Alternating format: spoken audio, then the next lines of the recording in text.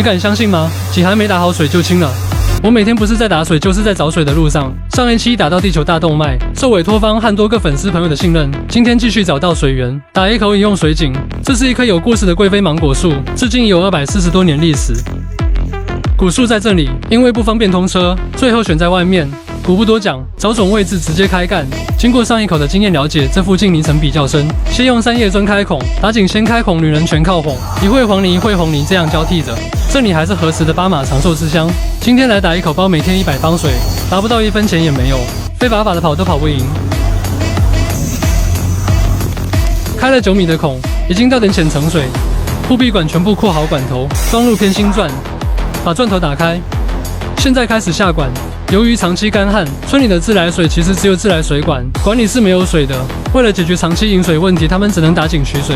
其实家用井跟抗旱井是不存在违法一说的，就这样一根接一根焊接好，下到原来位置开始更管，直到入盐为止。才一瞬间，井里就积了那么大一股水，里外同事都喷了。还没有入盐，继续下管，一层浮石一层泥，这种地层也是让人琢磨不透的。它是道非道。下入第6根管也是最后一根，66 36米。入盐后直接上钻杆开始裸打，每天100方水核算下来，每小时应该出个3、4方，这样才够。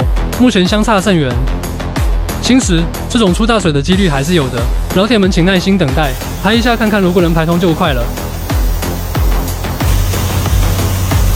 转眼又是一年收获的季节，今年大家都收获了什么？评论区告诉我，究竟是垂直多还是毛线多一点？我的愿望是每口井都是水多多。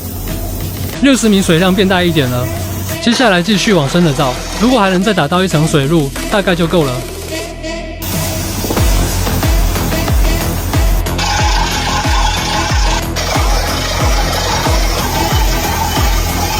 来了，最终打到110米才打通第3层水路。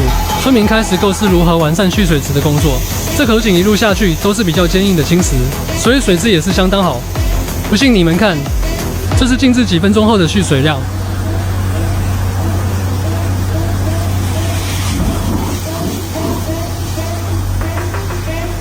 还没打好水就清了。带大家再从后面感受一下大水量带来的喷射力。来了来了，我停一下，大家快跑开！还好你们跑开了，只喷到我一个人。水量不错，再打7米沉淀孔。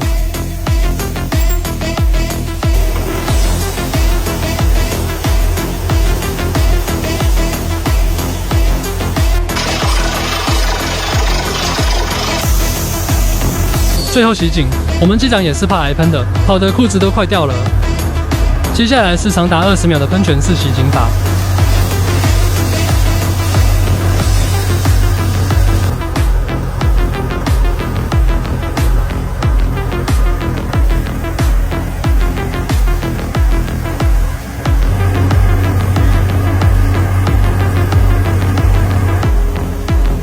一会安装水泵、卸钻杆，我们包水都是连水杯一起包安装到位的。看几秒到水，3秒34。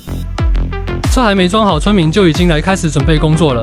拥有一口好井，可想而知他们此时此刻的心情，别提有多激动了。继续我们的工作，下入水泵，插上电就能正常出水了。好水，好水，清澈透明。放甜不甜呢？全国最甜。打了一口好水，所有村民都来感受这份清凉。